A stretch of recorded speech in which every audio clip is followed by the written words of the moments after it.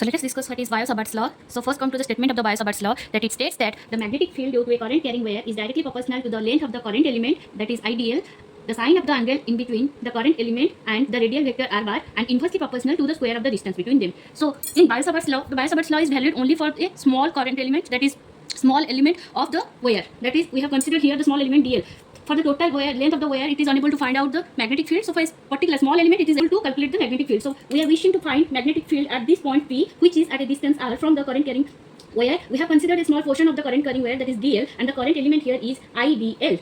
So it is situated at a distance r, and the angle in between the current carrying element and the radial vector r bar is your theta. So it is saying that the small magnetic field that created, that is dp, is directly proportional to idl, dv is directly proportional to sin theta, dv is inversely proportional to the square of distance in between the current element and the radial vector, that is r square. So combining all this, I get dv is directly proportional to idl sin theta by r square, and if we will omit the proportionality, so proportionality constant will come, that is mu naught by 4 pi, where mu naught is your what? Permeability, that is permeability of free space. So mu naught by 4 pi idl sin theta by r square. Let's discuss the vectorial form of Biot-Savart's law. So let us discuss the vectorial form. So I am writing here vectorial form. So we have already calculated the magnitude of the small magnetic field, that is dv is equal to mu naught by 4 pi idl sin theta by r square. So this represents only the magnitude of the small magnetic field. We have to calculate the direction, because your magnetic field is a what? Vector quantity. So dv is a vector. If we will calculate the direction of dv, then the direction of dv will be perpendicular to the plane containing what? dl and r bar. Okay, so dv will be perpendicular means what?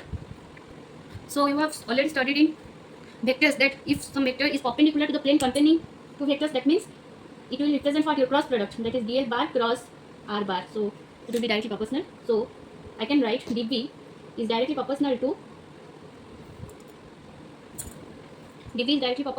I dl bar cross r bar by, to balance this, I have to write here r cube. So you can ask me, ma'am, previously you have written here sin theta. So sin theta कहाँ गया? तो cross product में हम लोग पढ़े हैं, अगर मैं टू वेक्टर्स लूँ यहाँ पे a वेक्टर और b वेक्टर, तो a bar plus b bar will be your what? A magnitude of a, magnitude of b to sin theta. So if I will expand a bar plus b bar, I will find out this. So just put it here. What I am getting?